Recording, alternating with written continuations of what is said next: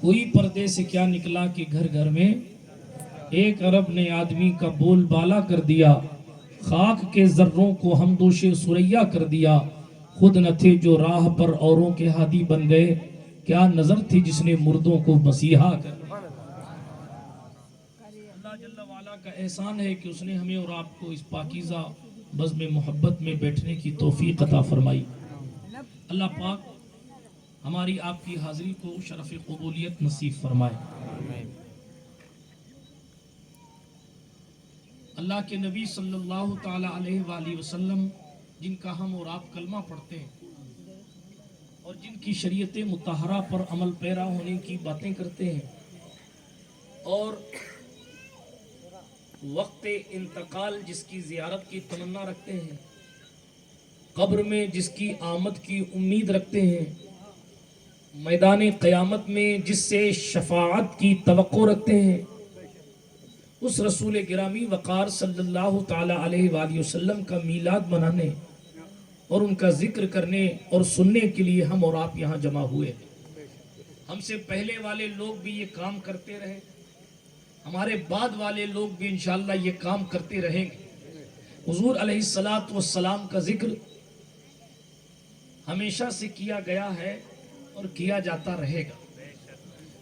اللہ رب العزت نے آپ علیہ السلام کے ذکر کے حوالے سے فرمایا وَرَفَعْنَا لَكَ ذِكْرَكَ، ہم نے آپ کے لیے آپ کے ذکر کو بلند کر دیا ہے۔ جب اللہ پاک نے ذکر بلند کیا تو اب ان کے ذکر کو کوئی پست نہیں کر سکتا۔ لاکھ تنظیمیں چلی بند ہو گئیں، لاکھ سنگٹھن بنے بکھر گئے، لاکھ حکومتیں آئیں زیر زمین دفن ہو گئی، لاکھ بادشاہ آئے چلے گئے، لاکھوں ظالم آئے چلے گئے، لاکھوں لوگ حکمران اس دنیا میں آئے چلے گئے، کوششیں کرتے رہے کہ پیغمبر انسانیت کا ذکر بند ہو جائے۔ کسی نے اسلام پر اٹیک کیا، کسی نے بانی اسلام پر اٹیک کیا، کسی نے پیغمبر کے اختیارات کے خلاف باتیں کی، کسی نے پیغمبر کے صحابہ پر باتیں کی، کسی نے پیغمبر کے گھر والوں پر باتیں کی، کسی نے پیغمبر کی ازواج پر باتیں کی۔ غرض کے ہر دور میں کوششیں ہوتی رہی، محنتیں ہوتی رہی کہ جناب حضور علیہ السلام کا کردار تو ایسا ہے۔ آج بھی نگاہ دوڑا کر دیکھ لیجئے، دائیں بائیں دیکھیے، سوشل میڈیا دیکھیے، آپ دوسرے ملکوں کی خیریت لیجئے، یہودیوں اور عیسائیوں کے خیالات پڑھیے، آپ کو پتہ چلے گا۔ آج جناب گوگل سے لے کر ادنا یہودی تک بہت لوگ اس کوشش میں لگے ہیں کہ حضور کا کردار ایسا نہیں ایسا تھا، حضور کا کیریکٹر ایسا نہیں ایسا تھا۔ حضور کے نکاح پر باتیں ہو رہی ہیں، حضور علیہ السلام کی شادیوں پر باتیں ہو رہی ہیں، حضور علیہ السلام کے فیصلوں پر باتیں ہو رہی ہیں، حضور علیہ السلام کی زندگی پر باتیں ہو رہی ہیں۔ ارے جب تم حضور کا کلمہ نہیں پڑھتے تو تمہیں کیا لینا دینا انہوں نے کس عمر میں شادی کی تھی نہیں کی تھی؟ لیکن آخر وجہ کیا ہے؟ میں ان کو جواب نہیں دے رہا، میں ان کو منہ لگانا بھی نہیں چاہ رہا، میں صرف آپ کو سمجھا رہا ہوں۔ ذرا اپنے محبوب کی شان تو دیکھیے، اس ملٹی میڈیا دور میں اس خطرناک قسم کی تمام امور پر عبور یہودیت کو حاصل ہے، اس کے باوجود جناب والا انتھک کوششوں کے باوجود نہ پیغمبر انسانیت کا ذکر مٹا اور نہ مٹا تھا، نہ مٹا ہے، نہ مٹے گا۔ سوشل میڈیا بک گئی لیکن پیغمبر کے کیریکٹر پر کوئی حرف نہیں آیا۔ لوگوں نے باتیں کی، باتیں بنائی، کوششیں کی، من گھڑت باتیں رہے، حضور کی زندگی سے معاذ اللہ جھوٹی باتوں کو ریلیٹڈ کیا، جوڑا، محنتیں کی، کوششیں کی، اربوں لوگ لگے رہے اس کوشش میں کہ پیغمبر انسانیت کی عزت کو ختم کر دے۔ مگر آج بھی مصطفیٰ جان رحمت کی عظمت کا معاملہ یہ ہے کہ دشمنوں کے تابوت پر کیل ٹھوک کر اس کو محبت کے امام نے کہا رہے گا، یوں ہی ان کا چرچا رہے گا، بڑے خاک ہو جائیں جل جائیں۔ نعرہ تکبیر، نعرہ رسالہ۔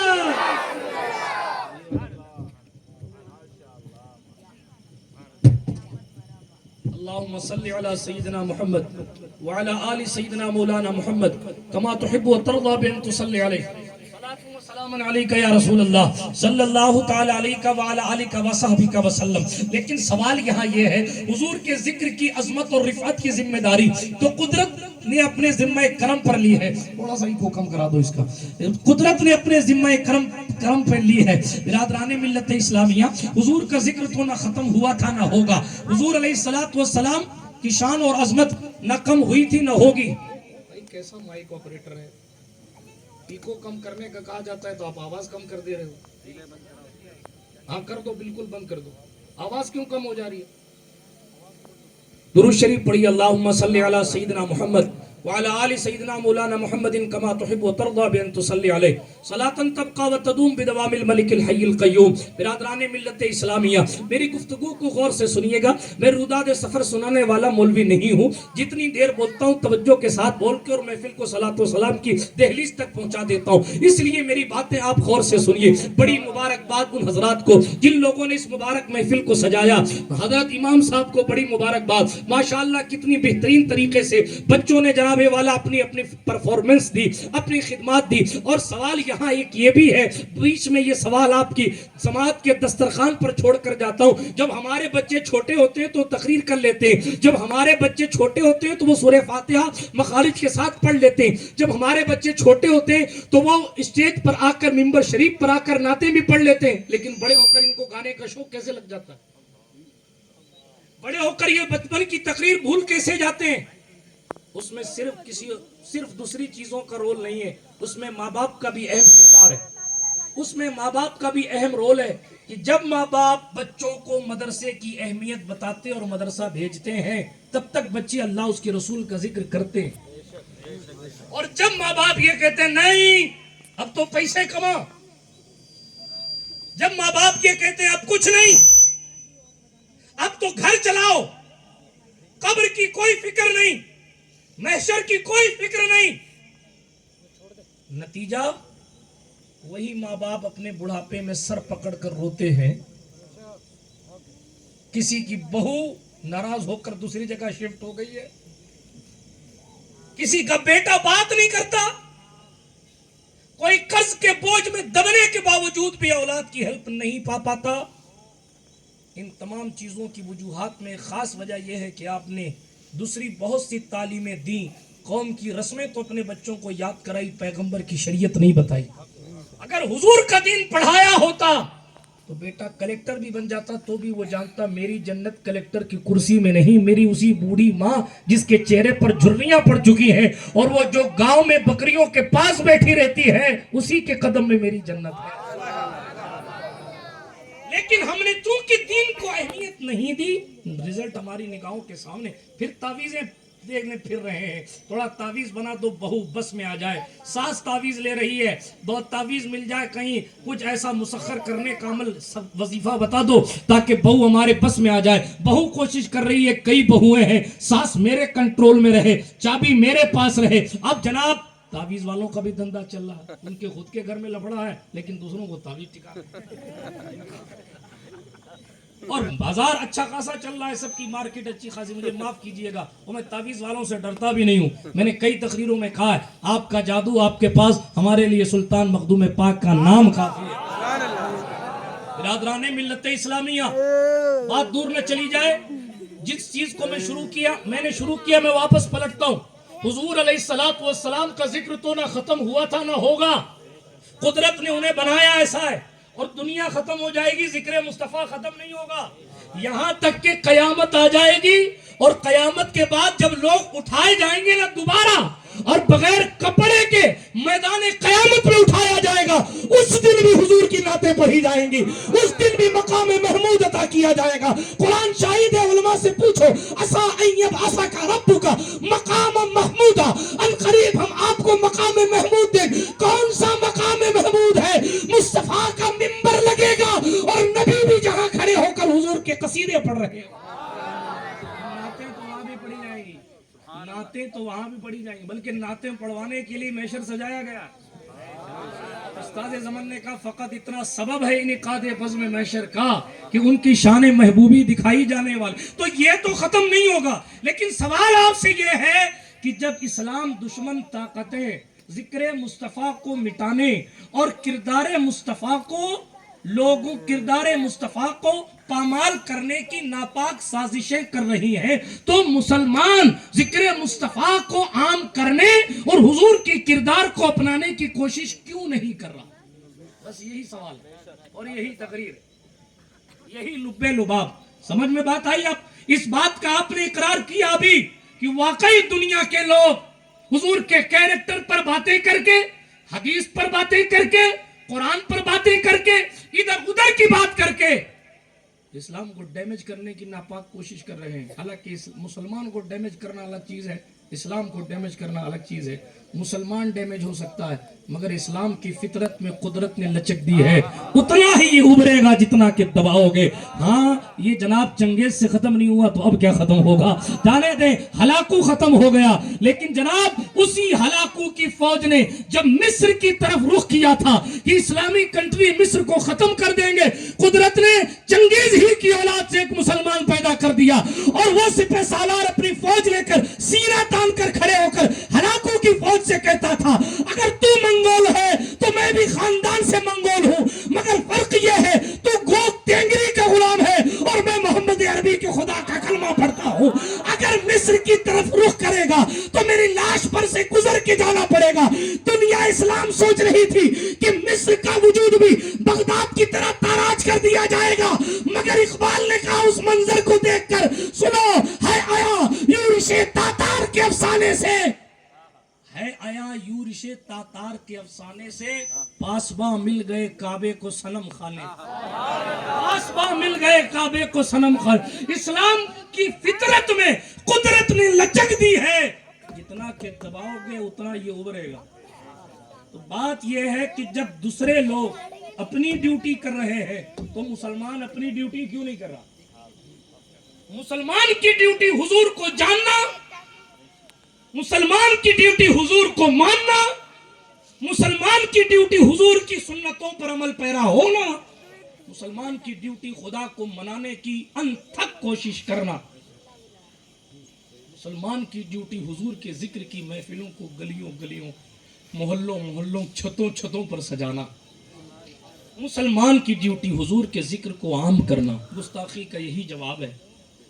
جس نام سے چڑھا جائے دشمن احمد پہ شدت کیجئے، ملحدوں کی کیا مروت کیجئے، غیظ میں جل جائیں بے دینوں کے دل، یا رسول اللہ کی کثرت کیجئے، کیجئے چرچا انہی کا صبح و شام، جانے کافر پر قیامت کیجئے. برادران ملت اسلامیہ، بات دور نہ چلی جائے، میرا ٹاپک یہ نہیں تھا، موضوع یہ نہیں ہے. دوسرا سوال جو ہے، جو میں نے سوال رکھا ہے، موضوع میرا وہ ہے کہ جب دوسرے لوگ اپنی کوشش اور اپنی محنت میں لگے ہیں، اور سمجھانے کے لیے جملہ کہوں، جب ابو جہل کے پیروکار موجود ہیں تو ابو بکر کے غلام کہاں؟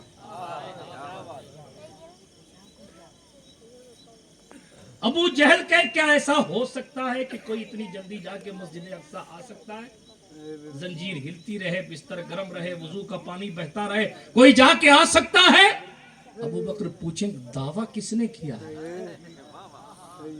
اس نے کیا ہے جس کو تم اپنا دوست کہتے ہو. کہا وہ تو اس سے آگے جا کے آ سکتا ہے. کیوں، کیسے کیسے، یہ وہ. آج ہمارا جوان دوسروں کے سوال میں الجھ جاتا ہے اور اپنے رسول کے بارے میں سوچنے لگتا ہے کہ یہ کیسے اور وہ کیسے. سیکھو عشق ابو بکر صدیق سے. وہ نہیں الجھے کہ یہ کیسے اور وہ کیسے. کفار قریش میں کے سردار نے آ کر کہا بتاؤ بات عقل میں آتی ہے، اور وہ بات تو واقعی عقل میں آ نہیں رہی تھی. لیکن ایمان کس چیز کا نام ہے؟ کہا بات محبوب کی ہے تو اس سے آگے جا سکتے ہیں. اور محبوب نے پھر بتایا بھی ہاں ابو بکر مسجد اقصی تک ہی نہیں گیا تھا، اس سے آگے بھی گیا تھا. وہی لامکاں کے مکی ہوئے، سر عرش تخت نشی ہوئے. وہ نبی ہیں جن کے ہیں یہ مکان، وہ خدا ہے جس کا مکان نہیں. بخدا خدا کا یہی ہے در، نہیں اور کوئی مفر مقر. جو وہاں سے ہو یہیں آ کے ہو، جو یہاں نہیں وہ وہاں نہیں. تیرے آگے یوں ہے دبے لچے فصحا عرب کے بڑے بڑے. کوئی جانے منہ میں زبان نہیں بلکہ جسم میں جان نہیں. وہ کمال حسن حضور ہے کہ گمان نقص جہاں نہیں. یہی پھول خار سے دور ہے، یہی شمع ہے کہ دھواں نہیں. کروں تیرے نام پہ جاں فدا، نہ بس ایک جاں دو جہاں فدا، نہ بس ایک جاں دو جہاں فدا. دو جہاں سے بھی نہیں جی بھرا، کروں کیا کروڑوں جہاں نہیں. کروں مدح اہل دول رضا، پڑے اس بلا میں میری بلا. میں گدا ہوں اپنے کریم کا، میرا دین پا رہے نہ. سبحان اللہ. ملک الموت کو دیکھ کے کہیں گے، ملک الموت کو جانتے؟ मुलाकात हुई है कभी? हुई है? अच्छा, जिसकी मुलाकात हुई है हजरत से हाथ उठाए। इतने समझदार लोग हैं, फिर क्यों खामोश हैं? इतने समझदार। सुभान अल्लाह कहिए। सुभान अल्लाह, हाथ उठा करके या रसूल अल्लाह। या रसूल अल्लाह। माशाअल्लाह। अच्छा, आपका सुनने का अंदाज ही ऐसा है, चुपके वाला। चलिए सुनिए, जैसे भी सुन ले बस।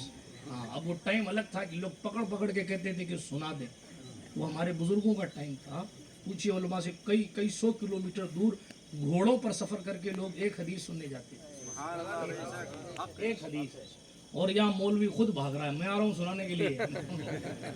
इमाम साहब पकड़ पकड़ के ला रहे, अरे चल जाओ यार, चल जाओ, सैयद साहब आ रहे हैं, अल्लाह के वास्ते चल जाओ यार। कितना दौर बदल गया ना। जब दौर बदला तो हमारे हालात बदल गए। वो ज़माने में मुअज़्ज़ज़ थे मुसलमान होकर, और हम खार हुए तारीख़ कुरान होकर। तरीक़े मुस्तफ़ा को छोड़ना है वजह बर्बादी, इसी से हुई कौम दुनिया में बेइख्तिदार अपनी। कन्नौज वालों, एक कन्नौज वहाँ भी है, और ये मखदूम पाक की जूतियों की खैरात है कि वहाँ भी बोल रहा हूँ और यहाँ भी बोल रहा हूँ।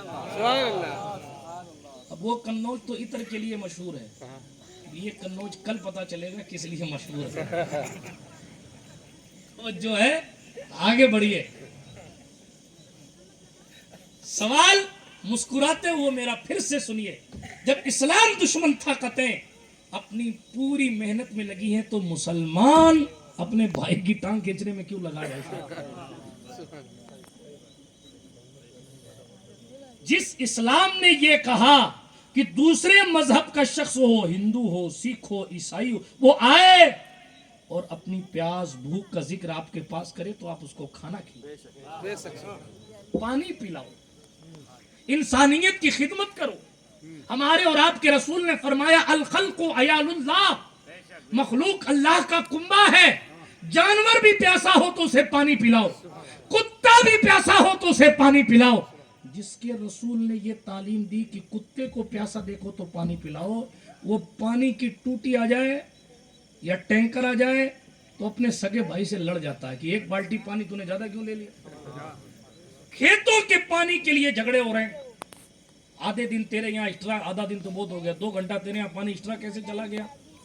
छोटी छोटी बात बच्चों के झगड़ों को खानदानों का झगड़ा बनाया जा रहा। क्या दौरे जाहिलियत में वापस आया जा रहा है? कुरान मुकद्दस ने ऐलान आम किया, जिस कुरान पर हमारा आपका सबका ईमान, जिसमें शक करना भी इस्लाम के दायरे से बाहर कर देता है। कुरान से पूछो, कुरान, रसूल क्यों भेजे जाते हैं? रसूल इस दुनिया में क्यों आते हैं? तो कुरान ने कहा, वमा अरसलना मिन रसूल, हमने किसी रसूल को नहीं भेजा मगर इसलिए, इल्ला, मगर लियुता बिइज़्निल्लाह, अल्लाह के हुक्म से उस रसूल की फर्मा बरदारी की जाए, उसका कहा माना जाए, उसकी बातें मानी जाए। इसलिए हमने रसूल भेजे हैं ताकि उनकी बातें मानी जाए। बात समझ आई आपको? रसूल क्यों आए? ताकि उनकी बातें, इसलिए रसूल आए। क्या हम रसूल के आने का मकसद पूरा कर रहे हैं? मुकर्रिर के आने का मकसद पूरा ना हो, अगर ला के बिठा दिया जाए और फिर सलाम के बाद दुआ करवा के फ्री कर दिया जाए, कोई मुकर्रिर दुआ देते हुए नहीं जाएगा। क्यों? क्योंकि मुकर्रिर के आने का मकसद बातें करवाना, दीन की बात करना और तकरीर करना था। तकरीर करवाई नहीं, उसका मकसद पूरा नहीं हुआ। हुजूर के आने का मकसद, सिर्फ हुजूर नहीं, हर नबी के आने का, हर रसूल के आने का मकसद कि उसकी मानी जाए। अगर हम और आप उसकी नहीं मान रहे हैं बिलफर्ज, तो मतलब उनके आने का जो